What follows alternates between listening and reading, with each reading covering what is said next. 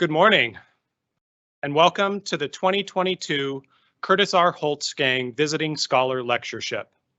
I'm Kevin Dirksen, Senior Director for Ethics at the Providence Center for Healthcare Ethics and the Andy and Bev Hansel Endowed Chair in Applied Healthcare Ethics.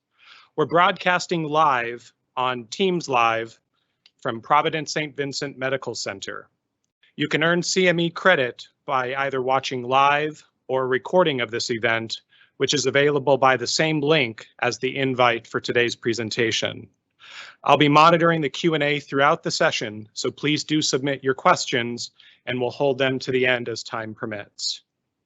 We are particularly excited to be with you today as this year marks the 20th anniversary of the Holtzgang Visiting Scholar Lectureship, which honors an exemplary role model in medical ethics.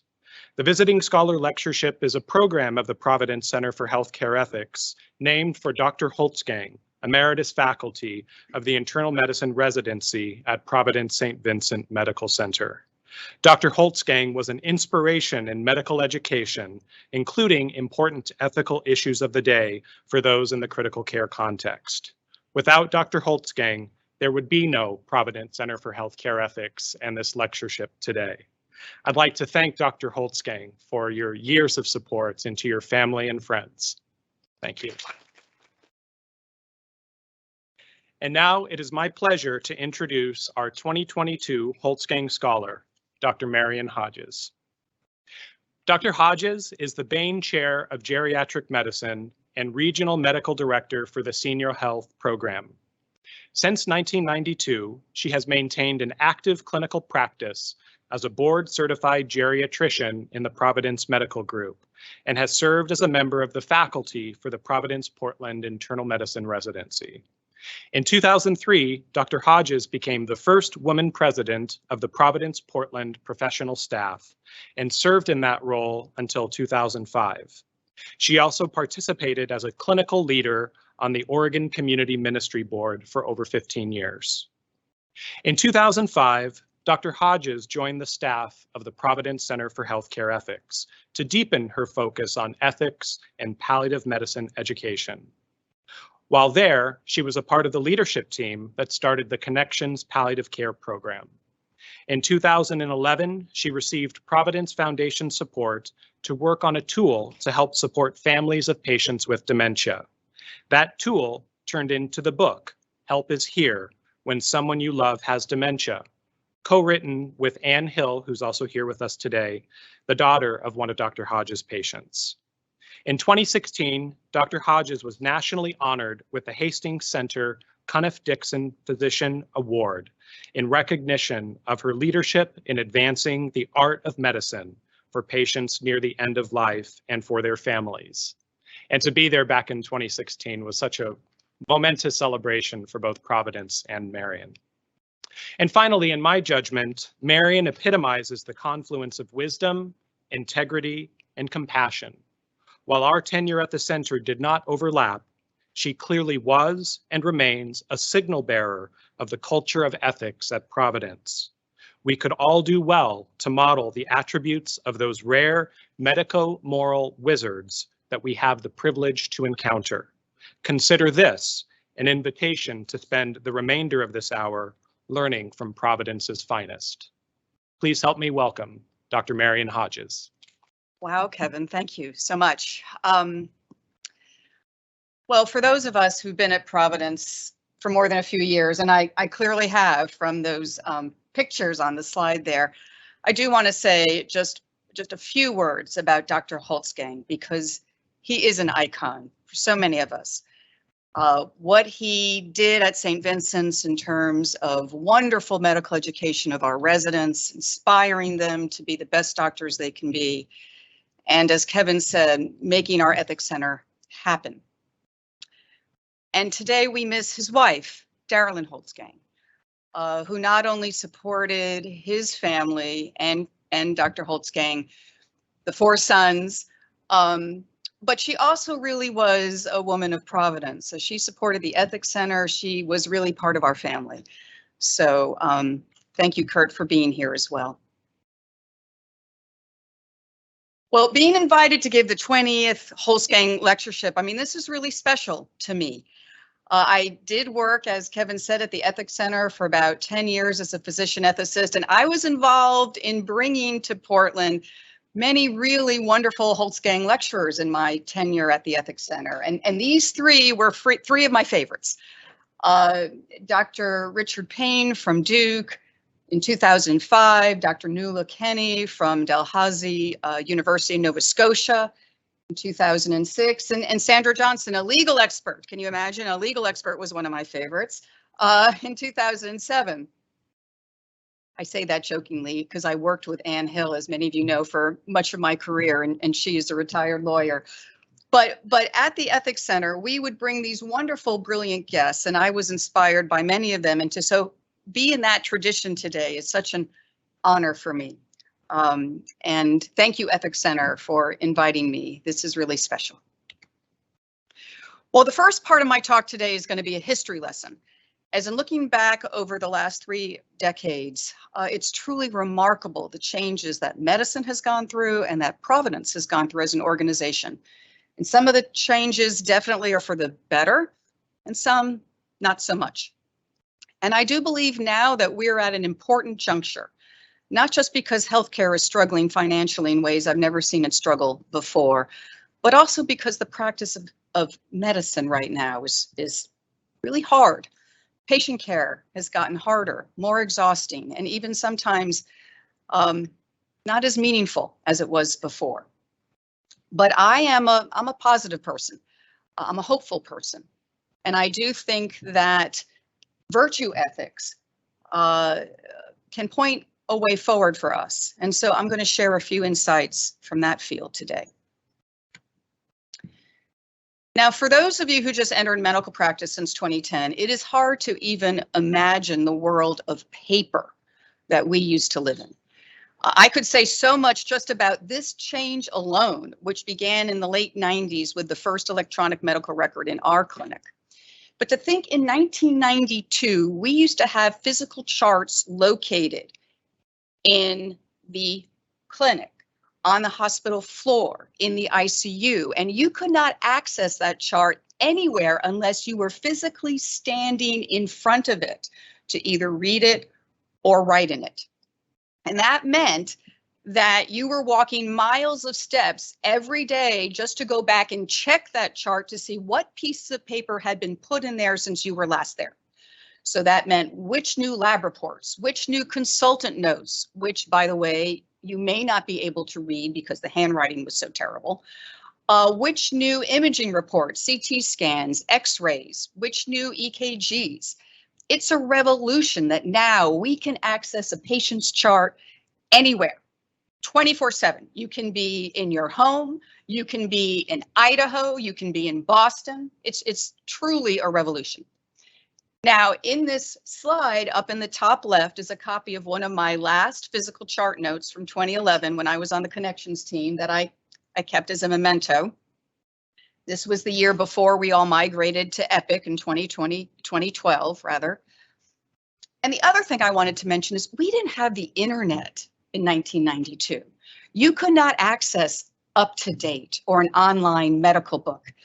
And so I carried a copy of the Washington Manual on this side in my white coat pocket so that I could look up the doses for the antibiotics for this person with pneumonia, because I couldn't commit everything to memory. That was impossible.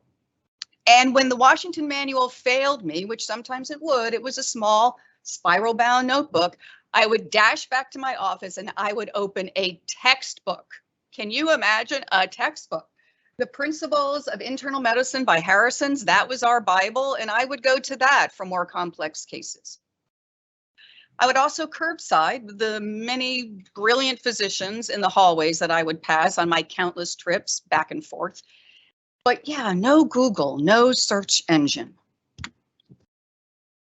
So another major change that's happened in the last 3 decades is to our institution of Providence. The picture on the bottom left is of PPMC the year before I joined. Providence used to be city-states like ancient Greece.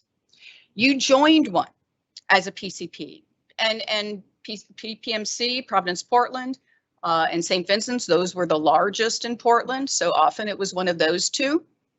And you had nothing to do with anything outside the walls of your clinic or the walls of the hospital that you admitted patients to. Providence had no overarching presence as a company. The office up in Seattle had really no power over us in our city state. It was all local. It was all self-sufficient within. And it was pretty homey. I mean, I knew our chief executive at Providence, Portland by his first name. I knew most of the consultants that I referred patients to by their first names. But starting in 2001, there was a new process of regionalizations where the hospitals began to connect to each other over policies and procedures, over their medical staff and sharing them. And I'm sure there were lots of reasons for this, like economics being a major driver. But simultaneously, the system office grew in power and influence. And it's to me, amazing that now coming to work at Providence, joining it, for instance, in 2022 as a new provider, it's not joining a city state. We are now a $25 billion corporation in 7 states, the 7 states in the dark gray here. And for me, that is a big change, this hugeness now that Providence is. Well, back in the 90s, you also had 3 main kinds of physicians in the hospital. You had primary care providers, surgeons, and medical subspecialists. And this meant that the PCP followed a patient of theirs who was admitted to the hospital everywhere. If they went from the clinic to the hospital floor, you saw them on the hospital floor. If they deteriorated and went to the ICU, you went to the ICU. If you were on call and the patient deteriorated in the middle of the night, so that there they were on the hospital floor and their blood pressure bottomed out and they had to go to the ICU, I would be called physically to leave my home and go to the ICU and write orders on that patient. Now, that meant, if you're thinking as a PCP, that you had to be an expert in outpatient medicine, inpatient medicine, and critical care medicine in the 90s. And that was not a sustainable existence, particularly as over that decade, medical therapeutics, advances in technology burgeoned. I mean, the world exploded in new things in medicine, not to mention the computer. And as all of that happened, inpatient medicine changed. So in 1999, our first hospitalist service at PPMC started, which meant that now as a PCP, I could admit to an inpatient hospitalist who would follow my patient in the hospital. I didn't have to run from home into the hospital at night. And they would follow the patient into the ICU. A decade later, in 2012 at PPMC, we had our first intensivists who were responsible for ICU care 24/7. So this change of going from PCP doing it all, super doc, to having these 3 groups of providers, this is a huge change. And I'm going to come back to it later. But I also want to add one other thing. That so far I've been really focused on the word physician. It wasn't really until 2000 that we began to have nurse practitioners and physician assistants also in the hospital and the clinic. And that too was an important change. Now, part of the culture when the PCP in the 90s routinely went to the hospital was there were no hospitalists. And you stop for lunch or you stop for coffee in one of the physician hangouts. We actually had physician lounges at PPMC. I could not find a picture of the old PPMC lounge. I looked for it. So this is a stock photo up on top here, but we had a lounge and we also had our own dining room. Yes, that meant we had our own hot food line with trays. We sat in a separate room apart from the rest of the hospital employees and the patients and the families. When I came to PPMC and joined the faculty there, I was the 2nd woman in our faculty. St. Vincent's at that time had actually had no women faculty. They got those later. I was the 2nd. And I was pretty shall we say, not really interested in going to the doctor's dining lounge. It wasn't a very comfortable place for me. I would walk inside and there might be one other woman attending because there were so few at PPMC at that time. It was mostly white, older men. I was 35, they were older. Virtually no people of color. But my boss at the time, Mark Rosenberg, he encouraged me. He said, Marion, you got to go there once a week. You got to get to know people. Just do it. And so over the 90s, I did do it. And I got to know many of those physicians quite well. And as it turned out, they became really formative in my career, those relationships. Now, why does this matter? It matters because of what is on the bottom of this slide. Because as the hospitalist service started at PPMC, the practice of primary care changed dramatically. We no longer went to the hospital. And so now as PCPs, we can go through a whole day seeing patients, going from room to room, and never talk to another physician, never talk to another provider. We're buried in our computer, charting, making phone calls, doing work with faxes. But the past of seeing people and having that informal collegiality in the hallways and in the hospital lounges, we don't even stop for lunch anymore. Primary care has gotten a lot more lonely. I want to think, and I don't know the hospital world anymore, I want to think that they have more community because they are seeing people, but not in primary care. And the other seismic shift I want to mention is the sisters. Now, the top picture is of Sister Karen Defoe, and she was an oncology nurse here at St. Vincent. And she is now the Mother Superior of the Sisters of Providence. She is now the heiress to Emily Gamlin, sitting in the Mother House in Montreal. But she was once a nurse here, everybody. This is important history for you to know. And when I came to Providence in the 90s, we didn't have as many sisters on our floors as there were in the 60s and 70s, but they were visible. And they were important visible reminders of the mission of the Sisters of Providence. And I'm going to read you that mission statement. It's 2 sentences. Providence Health System continues the healing ministry of Jesus in the world of today with special concern for those who are poor and vulnerable. Working with others in a spirit of loving service, we strive to meet the health needs of people as they journey through life. And so now we have very few visible sisters. I know we have Sister Linda Thompson here at St. Vincent, but boy, we have very few. But many of us came to work at Providence because of this mission. We came to work here and not at Legacy, and not at OHSU, and not at Kaiser, because we believed in that mission statement. It made us feel that we were part of something bigger than just the business of healthcare. And this wasn't just physicians. This was everybody. This was people from dietary to people working in the clinic to housekeeping. And losing their presence in the hallways, I know it's made a difference. I know it's made a difference, and it's hard to say how much. But this recent article in the New York Times from a few weeks ago that many of you saw made me wonder how great a loss it's been that the sisters aren't among us now. Would there have been a practice, a billing practice of rev-up, named in the article, of asking for money from people with limited means who came to us in huge need, came to deliver a baby, came to the ER super sick when they couldn't take it anymore at home. And yet when they couldn't pay, we sent debt collectors after them, demanding payment, even if they qualified for charity care, which is supposedly what we're all about when people of means are eligible, limited means. And so I'm not going to get into the official response from Providence since this article came out. But for me, this billing policy was not a policy inspired with Emily Gamlin as your guidepost or Mother Joseph. This article, whatever really happened in those billing practices, was not my Providence, was not the Providence I came to when I first joined and in my years thereafter.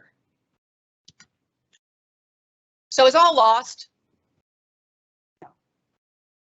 No, but right now it does feel really hard. Looking back over these 3 decades, there have been positive steps forward. But right now, speaking as a PCP, I'm really worried.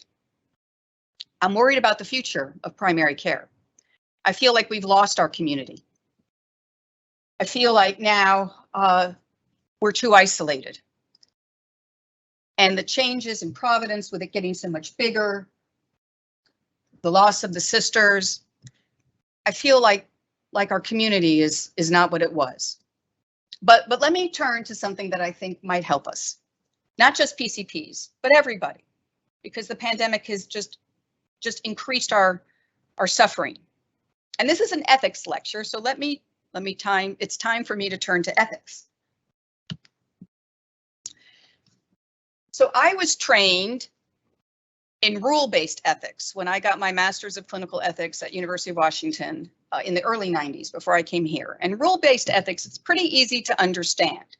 When you're in a clinical conundrum, in a situation with a patient where you're not sure what is the right option for going forward, you're trying to pick the most right option. And we were taught in clinical ethics that these 4 principles would help guide your way to help you choose the most right option. And so let's take an example. Here is a straightforward yet common case. 42-year-old woman comes to your office with what seems to be a cold. Your exam doesn't reveal pneumonia. You're pretty sure that that's what's going on, and you tell her that rest, Tylenol, drink fluids, that's the way to go. But she says, Dr. Hodges, I want an antibiotic. I am positive my cough is going to get worse and that I'm going to need that in the next few days. I mean, I've been through this before, and I have a big work engagement next week and I cannot be sick. Now, you know you're in an ethical dilemma when you begin to get a little sweaty, you begin to feel, your stomach begin to churn. And so here you are and you're like, well, now what do I do, right? And so here's the conundrum. The patient is asking for something that you would not usually prescribe for a cold. And so in rule-based ethics, led by Beauchamp and Childress, there are 4 principles that you would dissect as you were trying to figure out what to do next. So let me run through this briefly. So with autonomy, in this case, the patient is telling you they want the antibiotic. That's their preference. And it's important for us to respect patient preferences. But beneficence would tell you to do the right thing by the patient. And antibiotics are not the treatment for a standard cold. There is no known benefit for a virus with an antibiotic. With non-maleficence, that's the principle of doing no harm to a patient. Well, an antibiotic might do harm. You could cause an antibiotic-associated diarrhea, Clostridium difficile. They could be super sick because of that antibiotic. And then finally, justice. Prescribing an antibiotic here would not be standard of care. How would you feel if you had a medical student with you and they were watching you doing something that was not standard of care because the patient said they wanted it? Would you be okay with that? Would you be okay if your colleagues all knew about that? So in rule-based ethics, you look at where the principles point you, the majority of principles. And here, 3 of them, the vector is all behind those 3, pointing you not to give the antibiotic. And so you would be ethically justified saying to the patient, no, I'm sorry, I cannot do that. I'm not even sure that you're going to get the cough you're worried about, but we'll deal with it when the time comes. But what about the character of the clinician? Are you even thinking about that in a situation like this? Not usually. We usually think that clinicians are acting on the best interests of the patients. We're not thinking that this clinician is choosing what they're doing because if they don't give an antibiotic, they might get a kickback. They might get more money. We're not thinking that.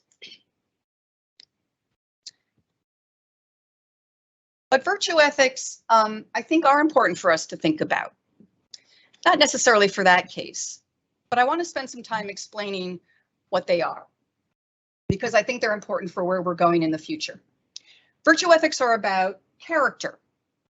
It's beyond decisions and the deeds to the characteristics of the agent. Because there's a difference between what we do, our actions, versus our motives, why we do it. Virtue ethics looks at motives. Aristotle said an action can be right without being virtuous, but an action can only be virtuous if performed in the right state of mind. And in healthcare, virtues derive primarily from being in relationship to others, to patients, and to clinicians. Now, we want as providers, as physicians, to promote an ethic of caring, which Carol Gilligan first described in the 1970s. And that ethic of caring means to promote the welfare, the good of another, willing to act on behalf of someone else, which is what patient care is all about. Beecham and Childress, in their Principles of Biomedical Ethics, that rule-based ethics tome that I first studied, they didn't have a chapter on virtue ethics till about 2003, their 5th edition. We're now in their 8th edition. But when they did include that chapter, these were the 5 virtues that they thought we should be thinking about in the practice of medicine.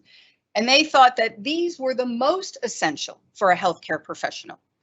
And yes, there are other virtues. There's honesty, there's patience, there's modesty.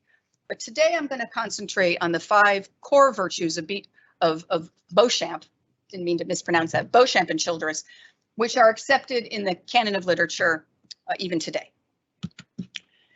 So compassion, that's Florence Nightingale in the Crimean War. I think we know compassion when we see it.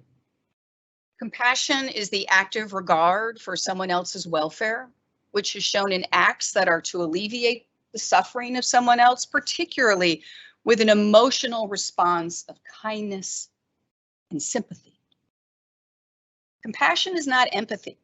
Empathy is when we imagine someone else's experience, we kind of imagine being that person, but it's not sufficient, because what's really needed is that humanizing response of kindness, of tenderness, of sympathy, which empathy alone cannot guarantee.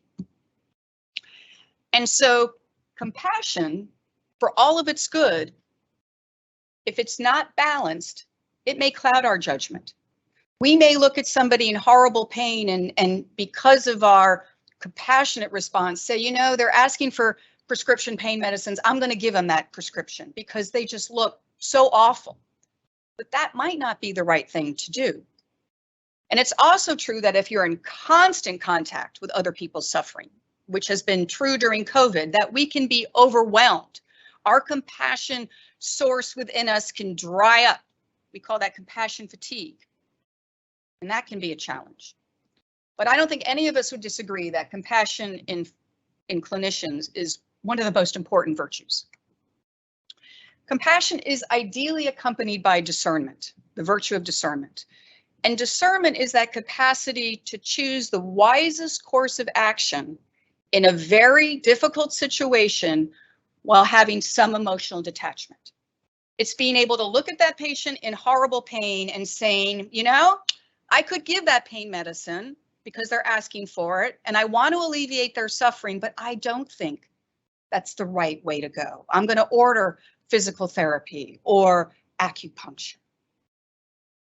Aristotle called this phronesis. He recognized discernment, and that translates into practical wisdom. And that's definitely an important virtue in clinicians. Some think this is the most important, trustworthiness. It presupposes that you're competent, that you know what you're doing, but beyond that, you're dependable. You're dependable, that you're committed to goods beyond your own needs to helping the person in front of you, that the care team can rely on you, that your patients can rely on you. And this doesn't happen like that. This is a virtue that grows over time. People have to see you over and over again being dependable. You can be compassionate in a single moment, in a single encounter, but trustworthiness is earned over time.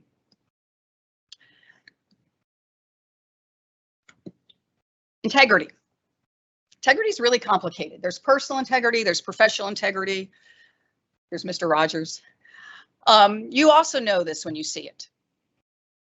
Beauchamp and Childress describes two aspects of integrity: that we're faithful to moral norms, yes, but beyond that, that we're willing to stand up for those moral norms and defend them, if necessary, publicly, even in the midst of adversity. So for instance, I may have a patient in front of me who I think, you know, they really shouldn't be driving anymore. My clinical judgment says that it's time for them to stop.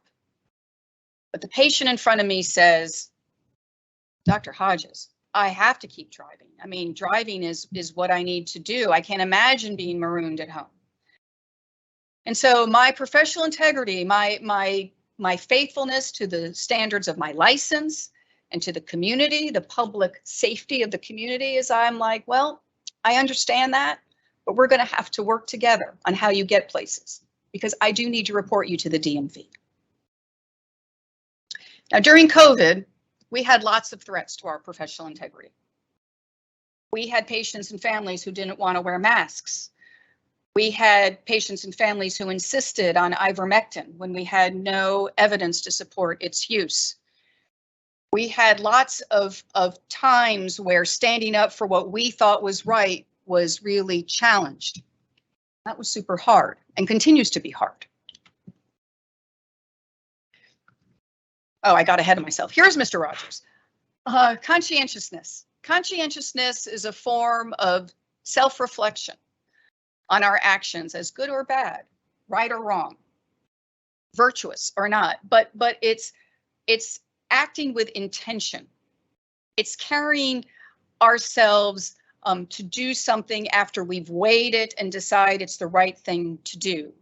But it's also, I would say, part of us being in an enterprise that's bigger than ourselves. It's committing to the standards of our profession. It's saying, yes, I believe in the values and the convictions of the practice of medicine and my peers, and I'm willing to really consider what I do to uphold those values.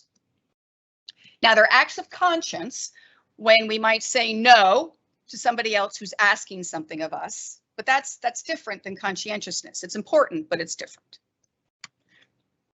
So I've introduced you to the 5 virtues of virtue ethics, and you might wonder, why? Where is this going? Well, we live in challenging times, and I think that we don't see a lot of virtue displayed on the national stage, and even, you know, we have pockets locally, but we might sometimes yearn to see more. But I think it's important for us to recognize that clinicians grow in virtue by having role models of other virtuous clinicians, that we grow in virtue when patients call us to be our best selves, when they ask us to call us back and expect us to, and we do it. We grow in virtue by discussing patients with each other and learning. And it isn't really possible to learn virtue from a computer or from just a conference.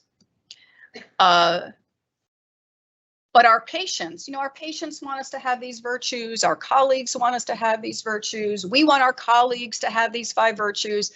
And I think we want our institution to have these virtues. We want to feel like we're in a moral enterprise that cares about character.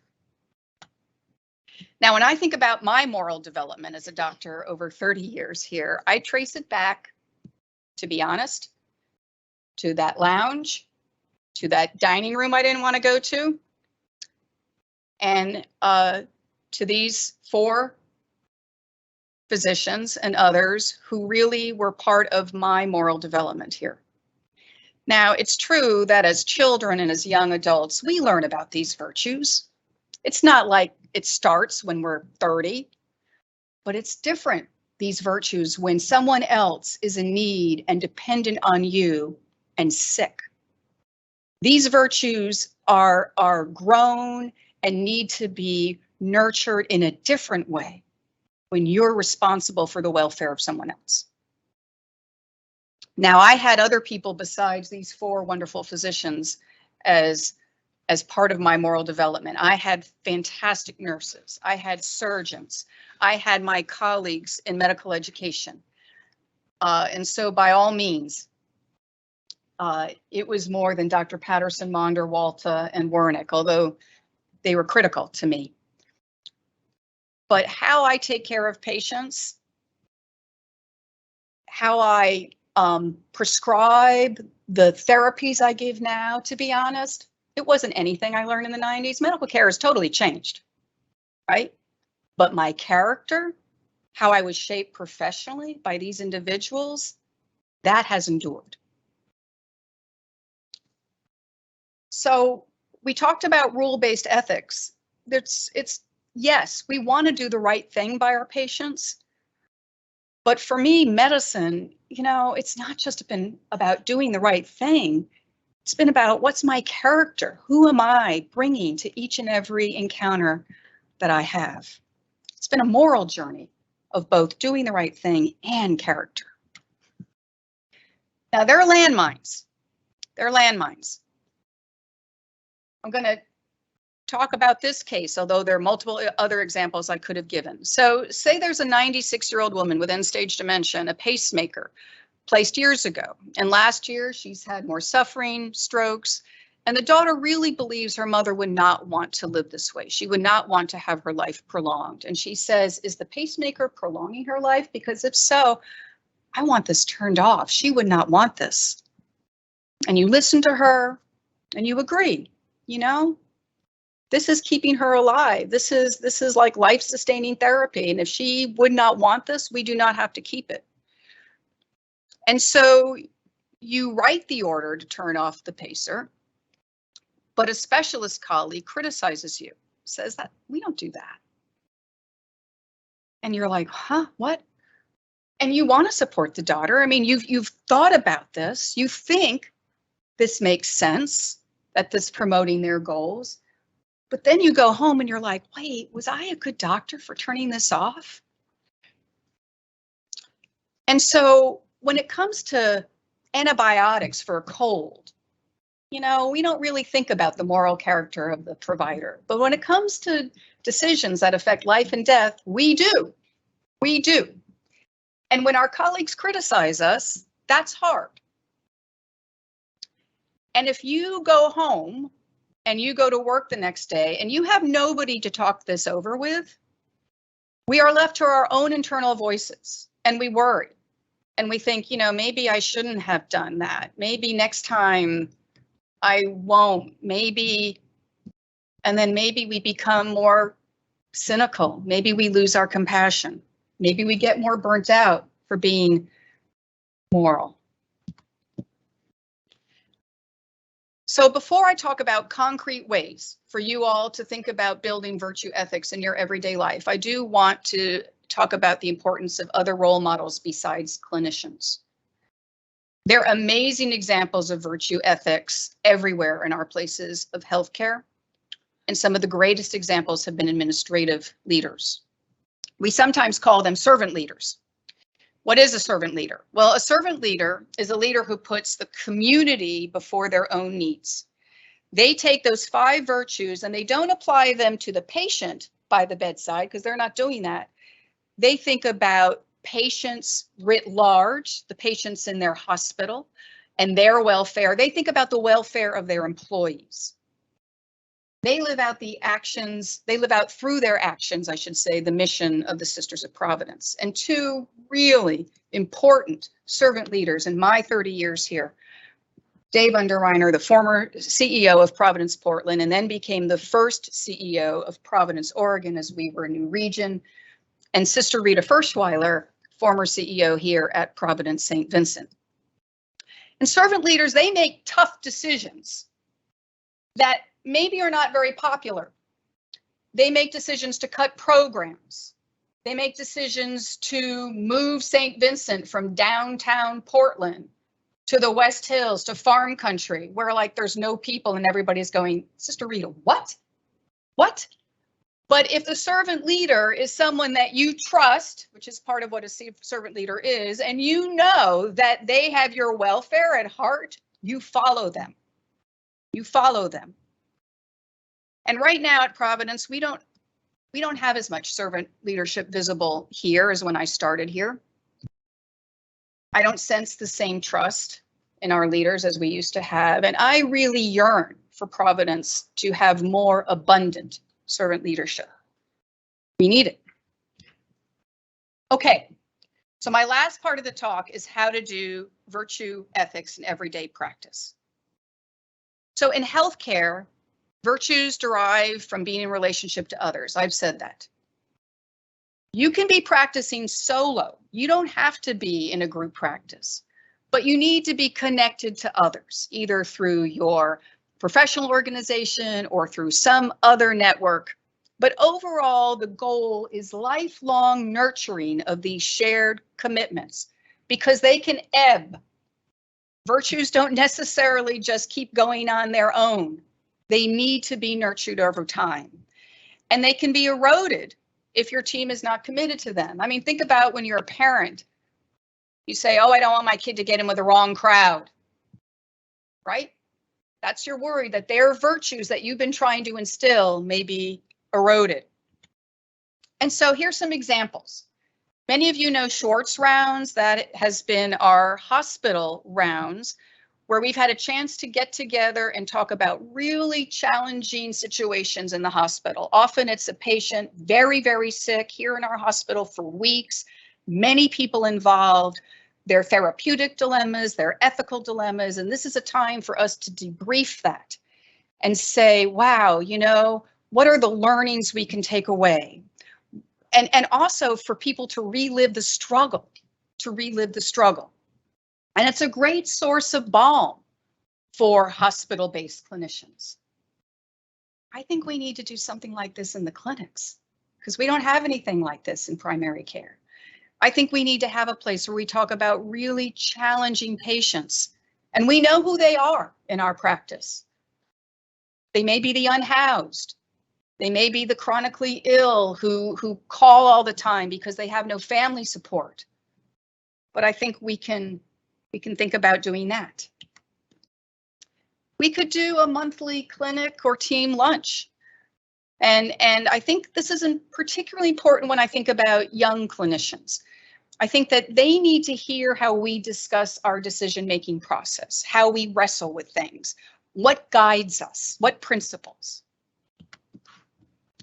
I think it's especially important that we mentor new providers, that they have one person that they can meet with maybe monthly, at least, maybe more often. And we're not just discussing quality improvement targets, coding for billing. We're actually discussing patients. We spend so much time in our practice meetings talking about EPIC improvements and changes, talking about Medicare billing, talking about all sorts of things other than patient care. How, why we came into medicine to begin with. We don't really talk about values. We don't talk about the mission. We don't talk about virtues. Not really. I think we should be. In my own experience as the Senior Health Medical Director, our Geriatric Mini-Fellowship, which we launched in 2018, I think it's been an example of virtue ethics, but we did not intend that. We set out to have a curriculum for primary care providers to learn geriatric medicine over 4 weeks for PMG providers. And there are 4 weeks in a 6-month period. Each week is focused on one of the M's of the age-friendly healthcare principles. And we knew that we needed to do this because there are never going to be enough geriatricians. There just won't be enough of people like me. And so we have to geriatricize primary care. And this fellowship, we've drawn PCPs from Portland, from Medford, from Hood River, from Newburgh, and they are entirely released from their practice for their 4 weeks. They're with us from 8 to 4, Monday through Friday, me and my faculty. I have led this, co-directed this with Colleen Casey, the Associate Director of our Senior Health Program. And we discuss patient care. Yes, we teach them new concepts, but we discuss cases. We discuss clinical medicine. And what we found was really surprising after we surveyed our first cohort that graduated. They said, this connected me back to the heart of medicine. They told us in our surveys that they were less burnt out. They told us that they felt more energized. And a year later, they were more confident and satisfied with their practice of medicine still than at the time that they left the fellowship. And so why? And that's not what we had as our goals for the fellowship. It was all about geriatric medicine. But this, well, I think it grew their competence and confidence. Yes. And I think it opened their eyes to how to be compassionate to older adults in ways they hadn't thought of before, and to those families of those older adults. I think it showed them how to have practical wisdom in making clinical decisions about persons with dementia. I think it showed them how to just think about patient care in new ways, yes, but I also think that for the first time since these people went into practice, they had a community. They had 6 other providers that they had lunch with Monday through Friday. They got to sit in a room and talk to other primary care providers, which they really hadn't done since they started going from one exam room to another. It was a communal experience that gave them connection with other colleagues. Now, Dr. Rosenberg, Mark Rosenberg on this slide, hired me to come to work 30 years ago at Providence. He's been my #1 role model for virtue ethics throughout my career. And during the pandemic, we saw further erosion of our community and our provider team at PMG Northeast as we became so stressed about day-to-day work. And what Mark did was he said, let's have an hour every week that we connect on Teams virtually, and we don't have any agenda. He called it Connecting Conversations. And wherever people were in that week, our providers at PMG Northeast, we would log on and we would talk to each other about our struggles with the pandemic, about our worries, about the future, about how are we managing these patients in all of this gear. We talked about it. We talked about our suffering. And although with my schedule, I had a hard time joining these sessions, I know from my colleagues how this sustained them through the pandemic. We're still doing this meeting, not as frequently, but they're still connecting. And my last example for today of virtue ethics that I want to talk about is this. I think I was motivated to do this talk in part in reflecting not only about my early years here at Providence, but and what sustained me, but also about what has sustained me in the pandemic. And I think when I was reflecting, I was surprised by what I thought about.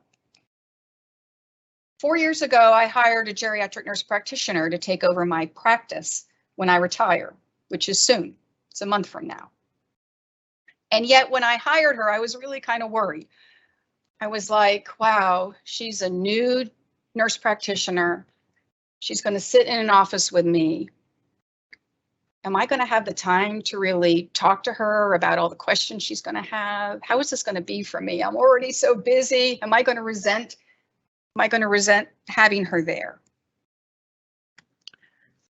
And on the contrary, my relationship, she's put up with my mess. My relationship with Mary Beth Kiebrick has really helped sustain me. We talk about cases when she's troubled. And even, we talk about cases when she's not so troubled, just to talk about geriatric cases. We love that. And that was the original goal we had, to talk about her problems or her concerns. But over time, I started talking about my patients and what I was worried about. And should I do this, Mary Beth, or should I do that? And so we have problem solved together We inspire each other. We have connected. And this has helped give my work meaning, this relationship over the last 4 years. I didn't realize how much I needed to connect with someone else to help feed my art of medicine and what it means for me to be a good provider. Has it been more of my time? Yes. Do I think of it that way? Not at all. No. Because this has been about meaning. This has nurtured me. So in closing, I ask you to really reflect on how you get meaning. And after this talk, what is your next step? I think for all of us, we want to be virtuous healthcare professionals, but it is a lifelong journey. So how do we commit as individuals? How do we think about our clinic practice or our hospital team and how it can have more of these 5 virtues? How do we think about big Providence and how we can help Providence to be more virtuous? I think it's really in large part by creating communities. I think our community needs more connection. How do we do that? And I don't have the answers. I don't have all the answers. I've given you some examples, but I think that even though healthcare feels really hard right now, and I know that way more needs to be done to help it than what I have talked about today, I really believe that this is a big piece of it for us to survive as a profession. So when you leave here today, before you get totally tangled in your to-do list and buried in Epic, I am commissioning each of you, especially the clinicians in the audience, to write down the one thing that you're thinking about right now before you forget it. That's your homework. I've been a teacher for 30 years. I can do that. Thank you very much. Well, thank you so much, Dr. Hodges. I hope that this has been an opportunity for us to not only benefit from Marion's wisdom, her experience, but also her integrity, but also to hold a mirror to each of us, to our health system, and to healthcare more broadly, so that we can take those steps to derive meaning from our practices. And with that, I'm guessing at least one or more of you may have a question that you'd love to ask and begin maybe even sensing out your homework assignment real time with your colleagues. Dr. Holtzgang. First of all, thanks very much. And that was outstanding. Okay, that was outstanding. And I think that 2 things that are so important and are big complaints that I hear from non-medical people. I just don't have the same relationship I used to have with my doctor. Professionalism is so important. I have a feeling that when I've discussed it with doctors before, that a lot of times they aren't allowed time to establish those relationships, and that does take time. And it means so much in the care of the patient. The patient has to have that trustworthiness, as you say. The second thing I would say is that you mentioned leadership in hospitals. I was fortunate to be here when first hired by Tom Underrinder, Dave's father, and then Greg Van Pelt and Don Elson. Ken Melvin and or I would take a problem to them that related to improved education or improved patient care. We never got an absolute no. It was, if they weren't sure, let's see if we can do it. The point being, they had the ability here where it's happening and understanding the whole circumstance to make a decision. And I'll tell you, they were great decisions. Yeah. Well, that's a that's a great example, Dr. Holtzgang, of the relationship that you just described of you and Dr. Melvin with the CEO of St. Vincent's then, and how you could work together, how important that was to move things forward. Yeah. No, thank you for that. And you mentioned great people, Don Elsom, Greg Van Pelt, Tom Undereiner, Dave Undereiner's father. Yes, thank you. I knew all those gentlemen. Other questions? Don't make me ask the next question. It's going to be ethics about Aristotle and virtue ethics. They're all deep in thought. It's okay, Kevin. Marian, I'd like you to reflect maybe a little bit more on the community aspect. Dr. Holtzgang touches on this as well. One of the statements that you made in the talk that's really stuck out with me is being a moral enterprise that cares about character. That's something I'll sit with. Maybe some of us will sit with too. What's the first step that we can take? Not just the homework assignment and reflecting on what brings us meaning, but what are the concrete steps that you might see before us that we can help create that moral enterprise that cares about character in our day-to-day work?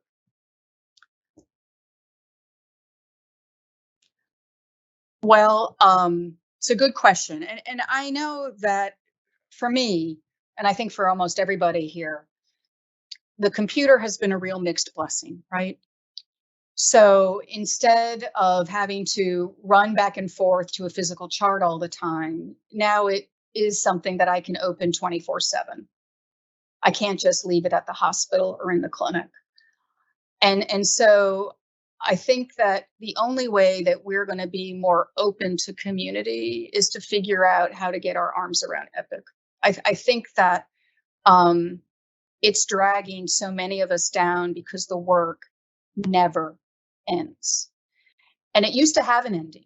It used to have, I mean, it was easier. It was hard to have a balanced life as an adult with a family and a job. But today it's a lot harder than it was. And so I don't have the answers, Kevin, to your question. I wish I did. But I think that, you know, I'm on the brink of retirement. I look at Mary Beth. I look at my senior health team. I want them to not leave medicine.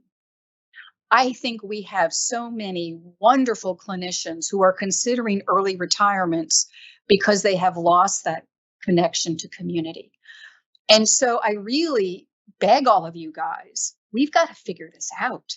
We can't be a slave to something that's going to make us lose the joy of medicine and lose our connection to this as a moral journey. Because if it's not a moral journey, if it's just a business, if this is just a job, it's too hard, not worth it.